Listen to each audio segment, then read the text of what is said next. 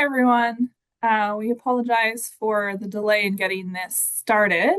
Our presenters are having some technical difficulties, so we've been trying to sort that out. We hope to get started very soon. And in the meantime, I'll just give you a brief introduction. This webinar, welcome everybody. I'm Sophie Hogeveen, Data Access Officer for the Canadian Longitudinal Study on Aging, or the CLSA. So thank you for joining us for this webinar, The Relationship Between Immigration Status, Cultural and Racial Background, and Hypothyroidism among Middle-Aged and Older Canadians, an analysis of the Canadian Longitudinal Study on Aging data. Before we begin, I want to acknowledge that the CLSA National Coordinating Center and McMaster University are located on the traditional territories of the Mississauga and Haudenosaunee Nations and within the lands protected by the Dish with One Spoon Wampum Agreement. The University of Alberta, its buildings, labs, and research stations are primarily located on the territory of the Nahio, Nade-si-tabe, Métis, Nakota, Dene, Haudenosaunee, and Anishinaabe lands that are now known as part of Treaties 6, 7, and 8 and homeland of the Métis. The University of Alberta respects the sovereignty, lands, histories, languages, knowledge systems, and cultures of all First Nations, Métis, and Inuit nations. We wish to acknowledge that this land on which the University of Toronto operates, for thousands of years, it's been the traditional land of the Huron-Wendat, the Seneca, and the Mississaugas of the Credit. Today, this meeting place is still home to many Indigenous people from across Turtle Island, and we are grateful to have the opportunity to work on this land. As attendees of the webinar, I encourage you to continue your learning following the webinar and to acknowledge the original inhabitants of the lands where we currently have the privilege to research, live, and work, wherever that may be. Before we begin, we have a few housekeeping points. Everyone but the presenters will be muted throughout the webinar. If you need to change or test your audio during the webinar, you can click on Audio Settings on the bottom of the Zoom window. At the end of today's presentation, there will be a question and answer session. If you have a question for the presenter during the webinar, you can post it in the Q&A box located in the bottom toolbar. So this is different from the chat. It's specifically the Q&A box, and these questions will be visible to all attendees. If you have any technical trouble concerning the webinar, please use the chat box, not the Q&A box, to communicate with our webinar team. A feedback survey will be launched at the end of the webinar, and we invite you to complete it after exiting the Zoom session. This brief survey provides us with important feedback that we can use to plan future CLSA webinars. Now, today's webinar, titled The Relationship Between Immigrant Status, Cultural, Racial Background, and Hypothyroidism Among Middle-Aged and Older Canadians, Analysis of the CLSA Data. This webinar will be presented by Judy Dang, fourth-year medical student at the University of Alberta, and Karen Davison, Optimal Health Program Lead at the Institute for Life Course and Aging at the University of Toronto.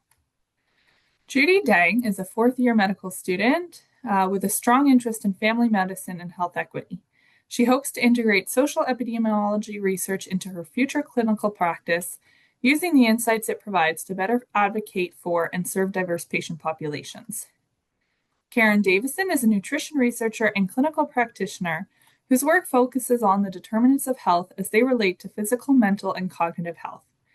Her clinical work focuses on veteran and first responder populations, as well as individuals whose primary diagnosis included a traumatic brain injury or neurodegenerative condition. So I will check in with our presenters and our webinar team. Are we ready to go? Yeah, all right. So I will turn it over to you then. Sounds good. Hi, everyone. Thank you so much for coming here today. So sorry for the delay in the start. We were just having some technical issues initially. So let me just share my slides.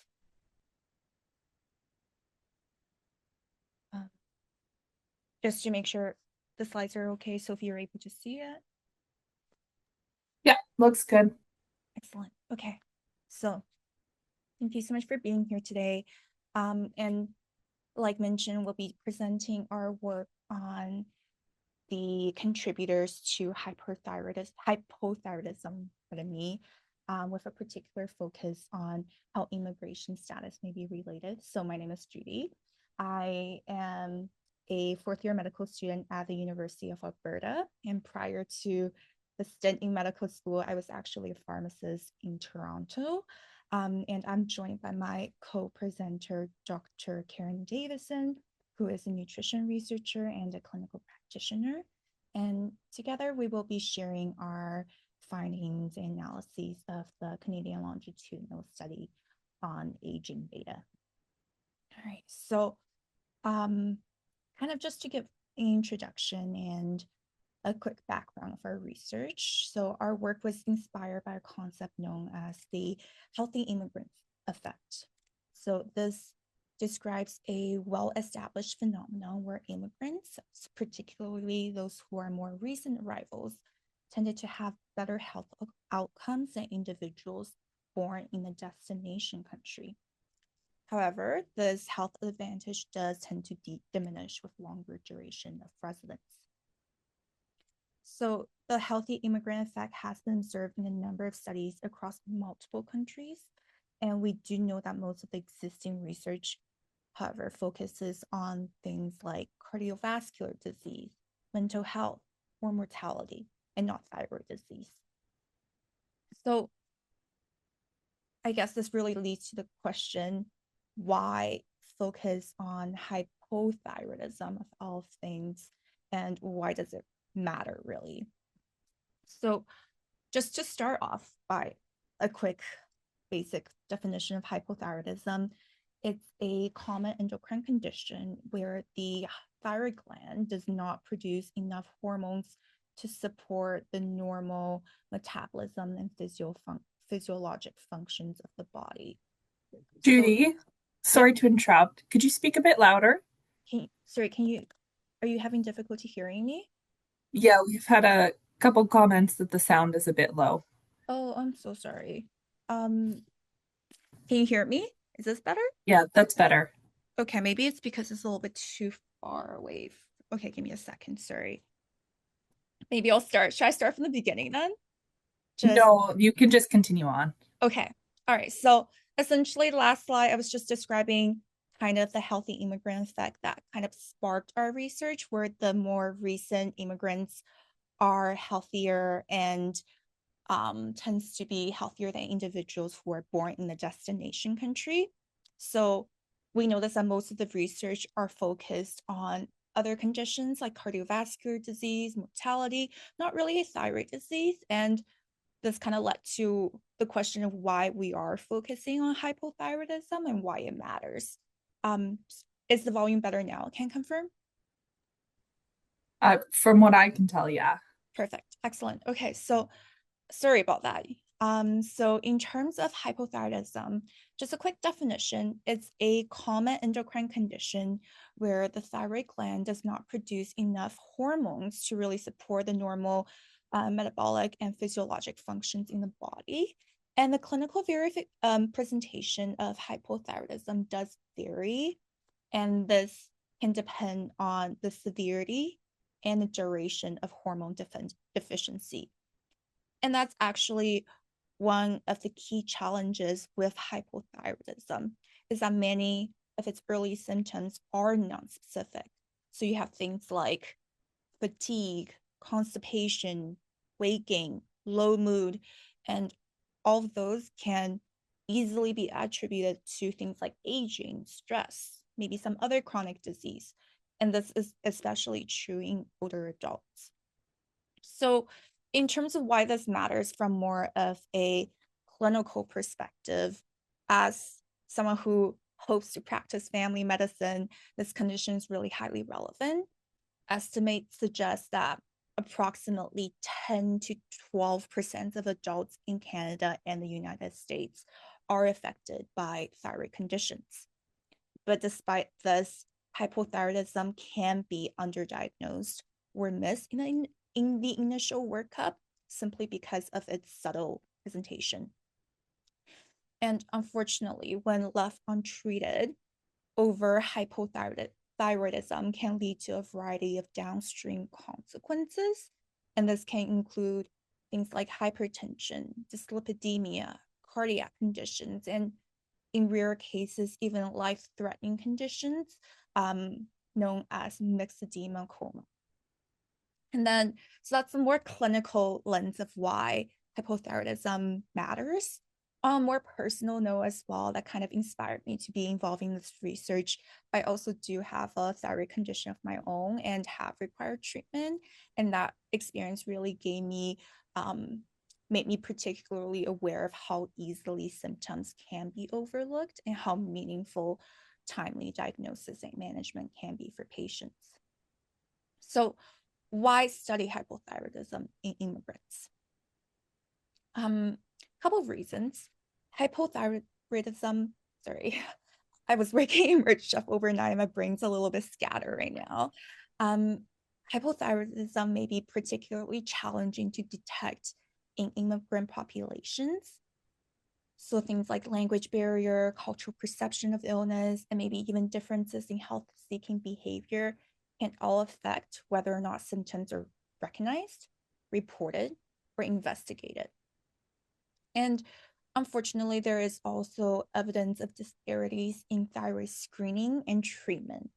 So, for example, there was actually a Quebec-based study that found Canadian-born individuals and those who identify as white reported higher rates of thyroid screening and medication use compared to immigrants and individuals identifying as visible minorities.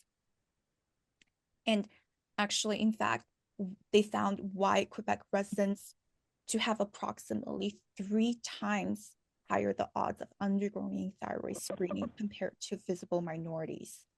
So taken together, these findings do raise an important clinical question. Are we potentially missing hypothyroidism in certain populations? And that's kind of what sparked our research. So I will now pass the mic over to my co-presenter, Dr. Karen Davison, to discuss the methodologies and what we did to investigate this. Karen, on to you. Great, thank you. Can everybody hear me? Yep. Perfect, okay. So Judy, you'll advance the slides for me. Hopefully, okay. So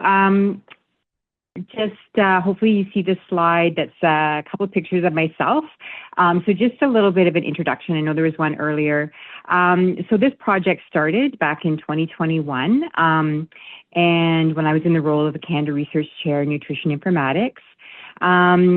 After 2022, I continued on with the project as an affiliate of the University of Toronto. Thank you to Dr. Esme Fuller-Thompson for that.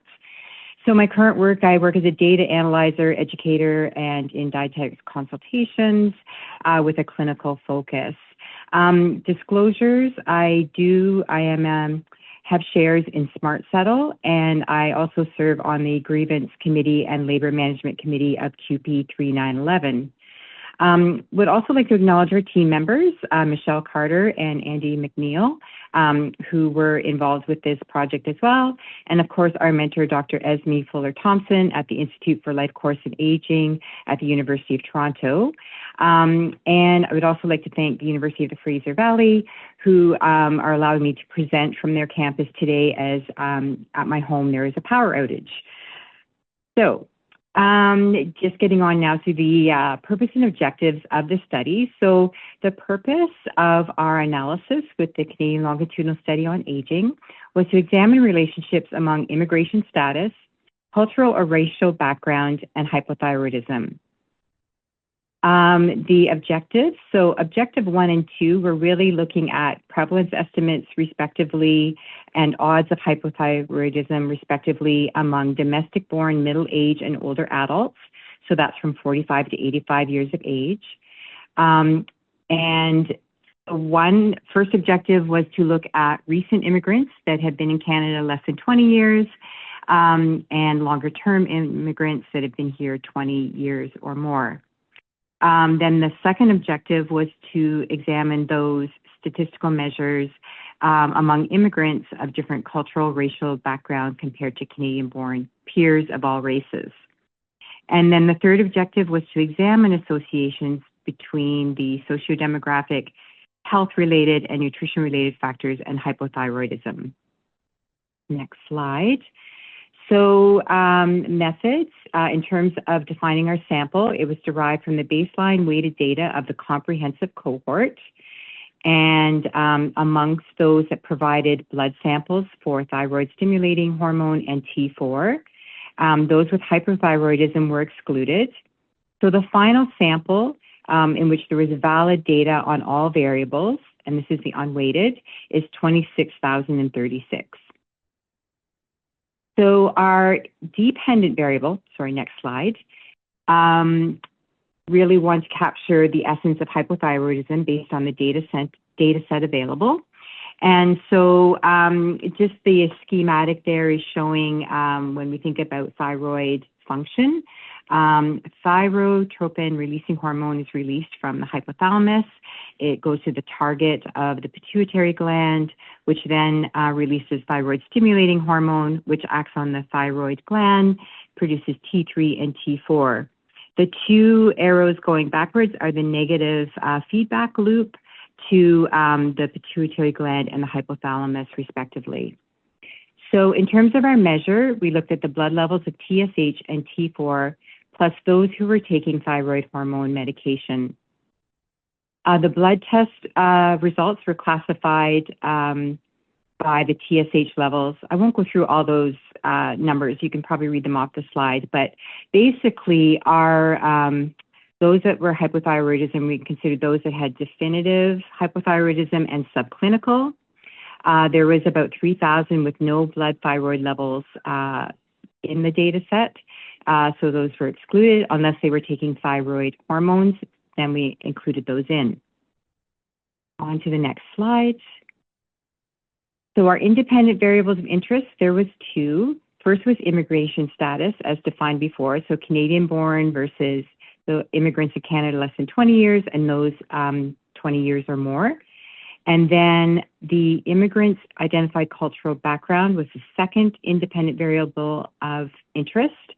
And that was based on a question in the CLSA or a statement. People living in Canada come from many different cultural and racial backgrounds.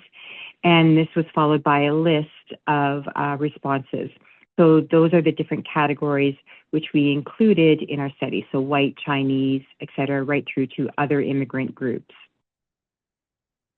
Next slide. So our covariates, we looked at demographic, social, and economic measures. So the typical ones such as income, relationship status, and education. Next slide. Then we had a number of health measures that we controlled for. So multimorbidity, which was based on a sum of different conditions that are listed at the bottom of the slide. And then we categorize that into no health conditions, one health condition, presence of two health conditions, or three or more. Again, other health measures, there's quite a number of them. So we looked at blood pressure, chronic and debilitating pain, as defined there on the slide, lifetime smoking, physical activity. On to the next slide, more health measures. We looked at drinking behavior, so that was the frequency of drinking alcohol. Disease risk, which was based on standard guidelines from Health Canada that combined BMI and waist to hip ratio and defined into 4 different categories. Then we looked at hand grip strength, which is an indicator of undernutrition. So those are measures that were done using a dynamometer. And there was 3 categories, including a not assessed category. We looked at bone density and then nutritional risk based on the modified screen 2, developed by Heather Keller and colleagues at the University of Guelph originally. And then we had dietary intake measures. So a number of different, so there's a food frequency questionnaire that's in the CLSA, in which we derived different measures of dietary intake. It was based on average daily intakes. So fiber, pulses and nuts, fat sources, of which there was a number of different items included there, from French fries to egg dishes, that with the exception of those that were omega-3 eggs. Then we looked at omega-3 fatty acid sources, which was based on average consumption of omega-3 eggs and fish. Fruits and vegetables, which included fresh, frozen, or canned. Sweets, which included pastries and other items. And then calcium sources, which was derived from calcium fortified milk and juices, for example, milk of different percent milk fat, yogurts, for example, and milk-based desserts. And then salty snacks, which included items such as regular chips and crackers. On to the next slide, which is the analysis, or our approach. So the analysis was based on weighted data that was completed in IBM SPSS version 22. The normalized trimmed inflation weights were applied, and there's the formula. And then we, of course, applied binary logistic regression. So there was two separate ones for each independent variable that were assessed. We first ran the analysis using an interaction term of sex by immigration status that was generated, and found no interaction effect. So we continued on with the combined data set. And then with our final models, we applied diagnostics such as collinearity checks and log likelihood diagnostics. Next slide. So our sample, within the sample, there was about 7.5% that had hypothyroidism. Most were born in Canada, over 55 years of age, had household incomes of $50,000 or more, were in a relationship, and had some type of post-secondary education. Next slide. So in looking at the two independent variables, so immigration status, so this is again based on the filtered sample, you can see that most were born in Canada, followed by those that had immigrated to Canada more than 20 years ago. And so you'll see the percent in the sample total, and then percent with hypothyroidism.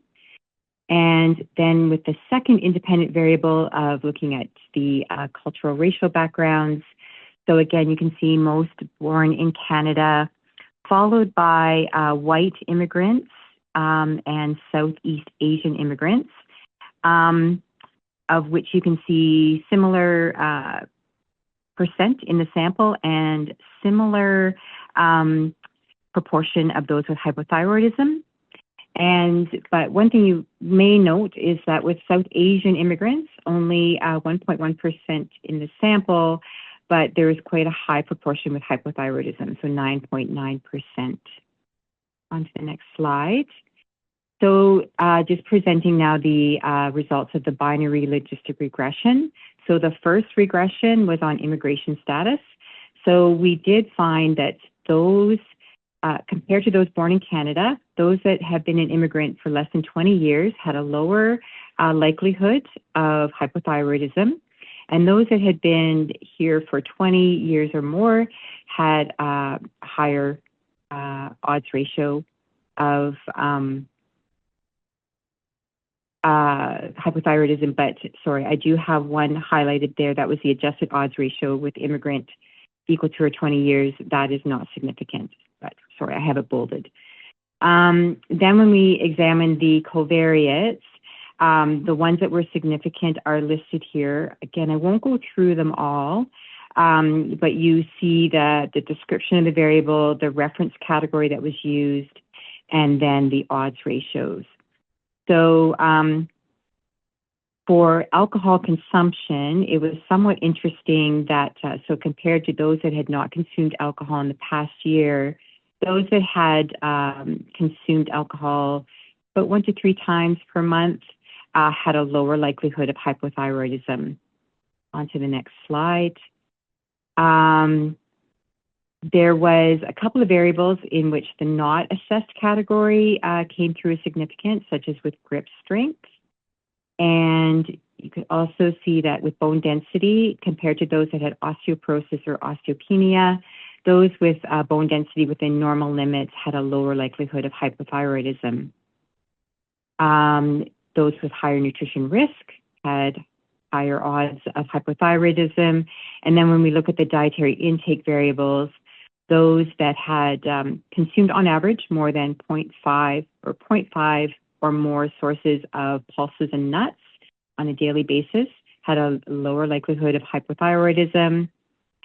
Those that had fat intake within 2.5 to less than 5 sources per day, lower odds. You can see with omega-3 fatty acid, those that had more, on average, 1 or more sources per day had lower odds. More than 6 or more servings per day of fruits and vegetables, again, lower odds. And then calcium intake, there seemed to be kind of this range within, so those that had less than 2 or 3 to 3 or more or less than 4, the odds ratios was a bit higher. Okay, next slide. So looking at the second independent variable of interest, which was cultural and racial background. So of all the different groups that we examined, the only one that was significant was South Asian immigrants. So they had about 1.77 times likelihood of hypothyroidism, and that was quite significant. On to the next slide. And the covariates, I won't go through them, but they had like the same trends as with the first independent variable. So I'll just click through those two, or you can just click through those 2 slides. Okay, and then now it's over to Judy to highlight the key findings.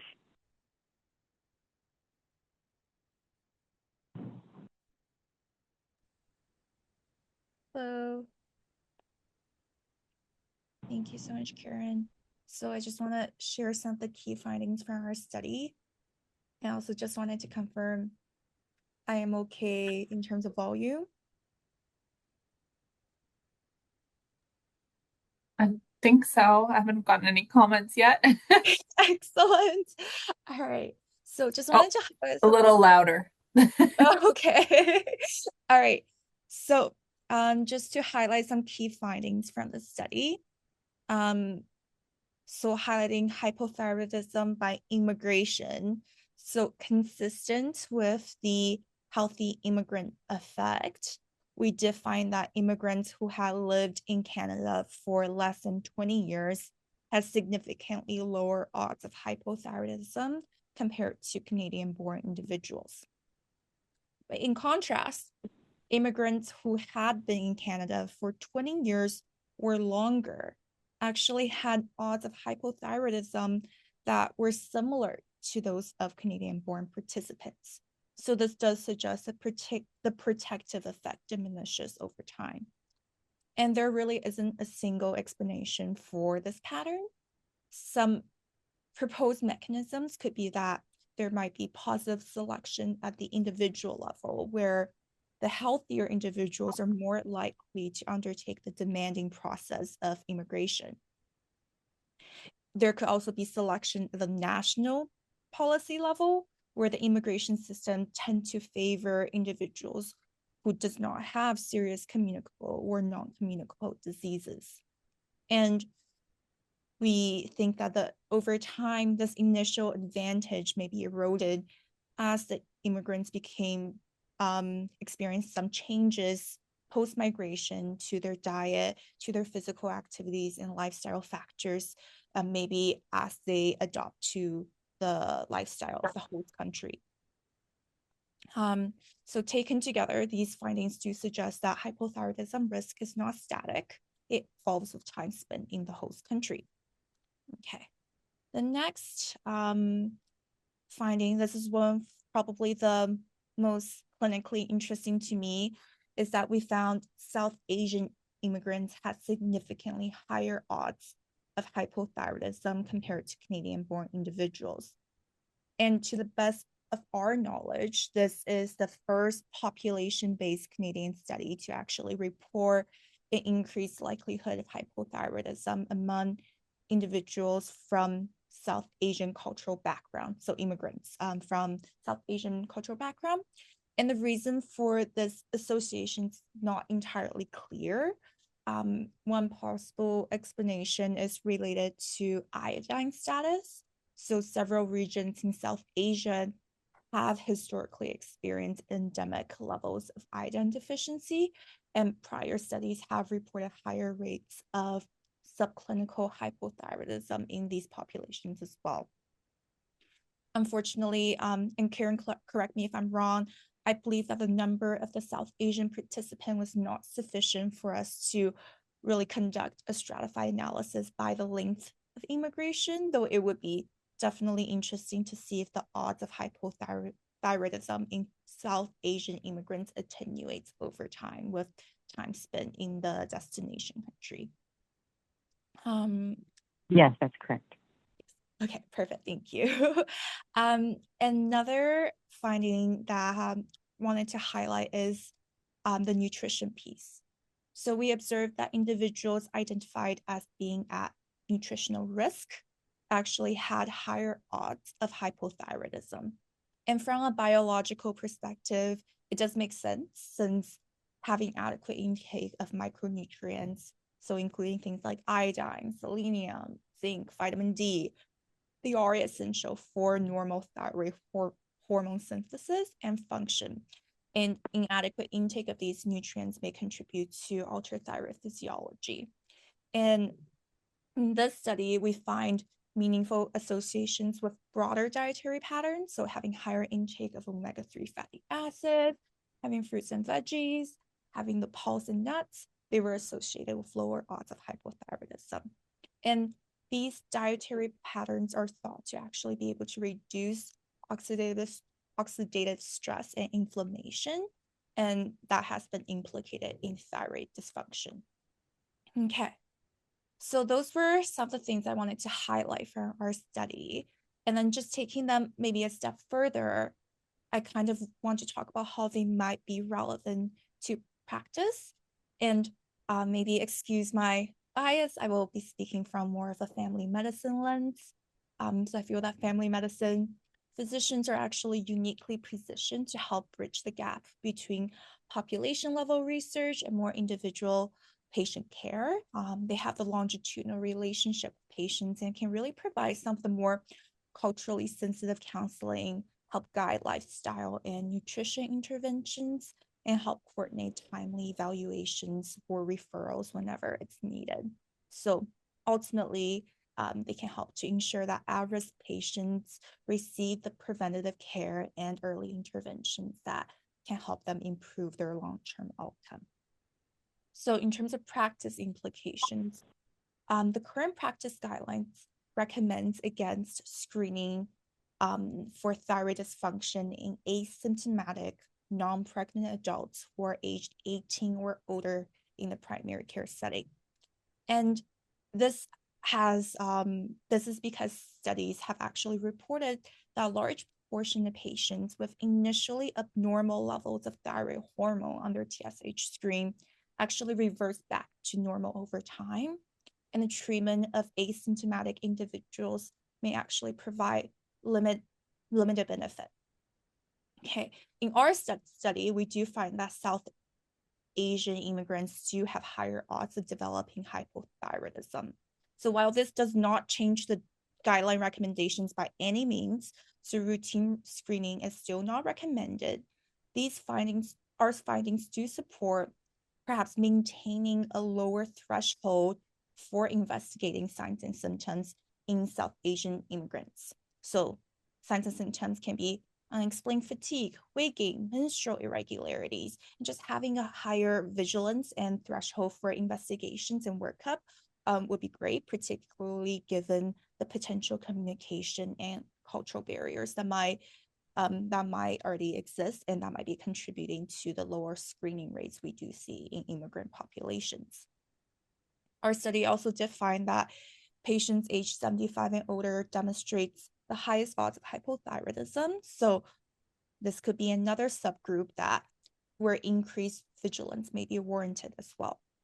And then just beyond the diagnostic vigilance piece, family physicians are incorporating lifestyle counseling, like encouraging balanced nutrition, physical activity, overall health habits into routine care as part of the preventative medicine. And the findings of this study just helps provide additional evidence that these lifestyle interventions may be beneficial in preventing thyroid disease as well. So that really concludes the highlights from our study and some potential implications for practice, and just some take-home messages that we're hoping you guys can to share with everyone. So healthy immigrant effect does apply to hypothyroidism. The risks in most of the immigrant populations equalizes over time in Canada. We found that South Asian immigrants have higher odds of hypothyroidism, warranting increased vigilance to symptomatic patients. Nutrition does matter, and family medicine can help close screening gaps. And I will pass this back to Karen to talk about some of the limitations. Great, thank you. So as with any research investigation, there are limitations, so we would like to highlight those. First, that our definition of hypothyroidism included self-reports of medication use. Secondly, we did lack information on the respondents' level of healthcare utilization. So we wondered if true hypothyroidism might be underdiagnosed or reported. So we did do some things to help minimize this limitation, however. Another limitation was that it did not include information on individuals' class of immigration, such as refugees or the circumstances, if they were an immigrant of non-refugee status, what the circumstances were related to their immigration to Canada. In particular, with refugees, they may be more likely to encounter pre-migration stressors, mental health conditions, and higher rates of infectious and chronic communicable and non-communicable diseases. We had a small sample of certain cohorts, so those who immigrated less than 20 years ago, and then the different ethnic and racial groups of immigrants. So we may not have had the sufficient statistical power to detect some significant relationships there with hypothyroidism. And then finally, there was the group of white immigrants, but that is quite a diverse group in itself, right? We have German immigrants, those from the UK, from the Dutch immigrants, for example. So we couldn't really tease out those relationships to hypothyroidism amongst those immigrant groups. All right, so as I mentioned, this project took a little bit of time to complete, but we're hoping to move on with some other work in hypothyroidism.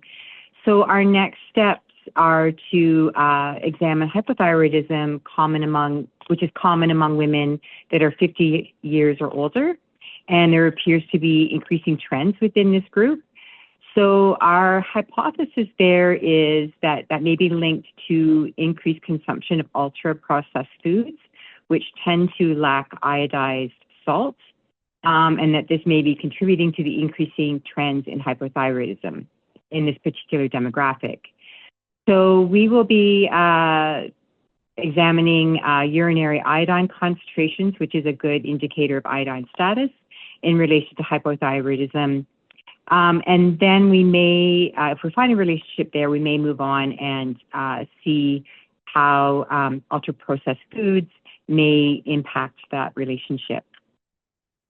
So we'd like to thank the Canadian Longitudinal Study on Aging Administration for inviting us to present. We'd like to thank you for listening. We'll open things up to questions. And if you do have questions later, you can contact Dr. Esme Fuller-Thompson at the University of Toronto or myself, as well if you have questions specific for Judy. Her email is also available there on the slide.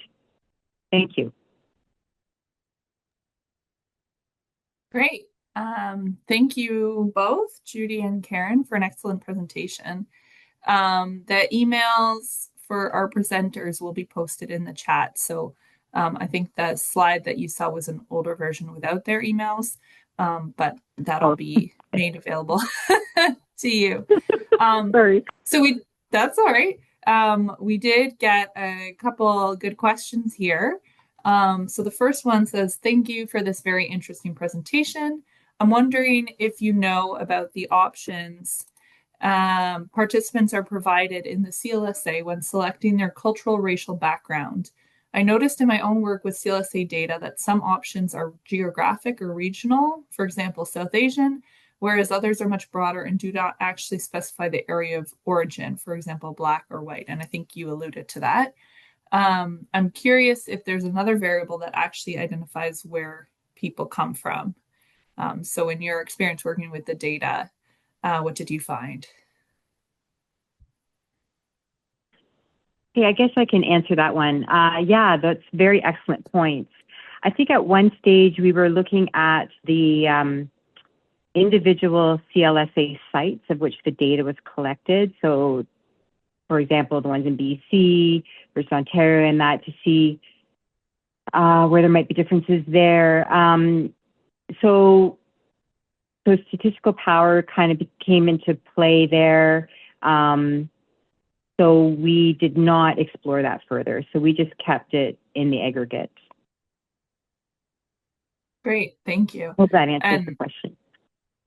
well, as a data access officer, I can also say I recognize that this could be a bit tricky, and I don't know, for depends on the purpose of or what your question is, but if you looked at like um, in what country were you born might get you a little bit closer, or the language spoken at home, but yeah, a bit tricky to tease out that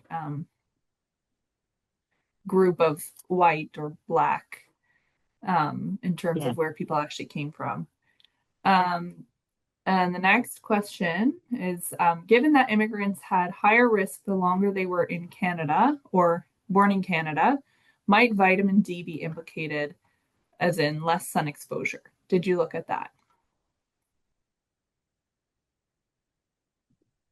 Judy, do you want to answer that one, or I can? I'll leave that to you, Karen, for the analysis piece. Yeah. So yes, in the CLSA, vitamin D blood measures are taken. And again, so since the project was over 2 years, there was a lot of different things we did look at. And I know we looked at vitamin D.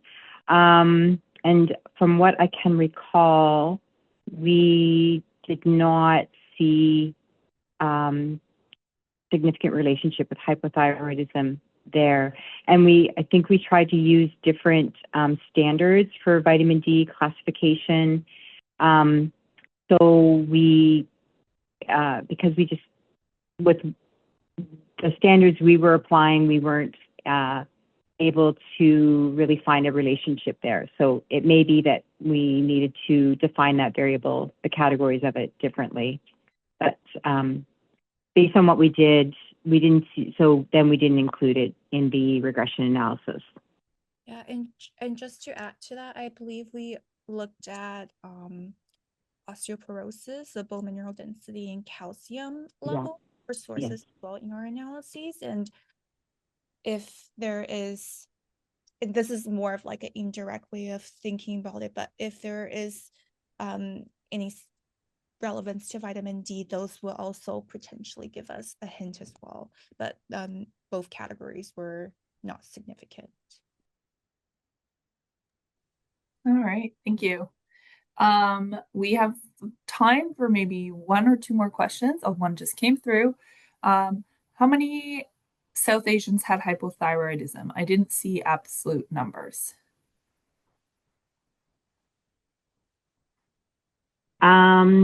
So based on the weighted sample, sorry, I'm just clicking back to the slide because I don't know the number right off the top of my head. So the percent in the sample that was weighted was 1.1%. That's right. And then of those, 9.9% with hypothyroidism, and that's based on the weighted.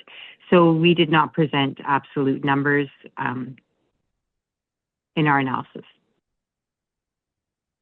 So I could, if you like, you could email me and I could probably look that up for you. Thank you. I think we will wrap it up here then. Thank you again to both of you for your participation in our webinar series. I'd like to remind everyone that the next deadline for data access applications is January 14th, 2026. So please visit the data access section on our website to review what data are available, as well as any additional details about the application process. And just a reminder that Magnolia is undergoing scheduled maintenance this week, so it will be shut down until after Friday, and you'll be able to access it again then. Also, a friendly reminder, please keep us updated on any changes that affect your data access agreements, such as if you've moved institutions or your research team has changed. You can always reach out to us at access@clsa-elcb.ca with any questions or updates. And one last reminder to complete the anonymous survey once you exit the Zoom session. Lastly, or almost lastly, we've introduced an updated data access fee structure that came into effect October 2nd. This is the first adjustment we've made since we launched the CLSA platform more than a decade ago. This update supports a sustainable cost recovery model that'll help us to maintain the exceptional quality and stewardship of the CLSA data for years to come. For more information, again, please visit our website or click on the link provided in the chat. And so now we thank you again for attending and participating in this year's webinars. This is our last one of the year, and this series will return in 2026. So you can visit our website, clsa-elcb.ca/webinars for more up-to-date information and to register. The recording of this webinar and the slides will be available in the coming days on our website. Thank you all for your attendance. And have a great holidays and a happy new year.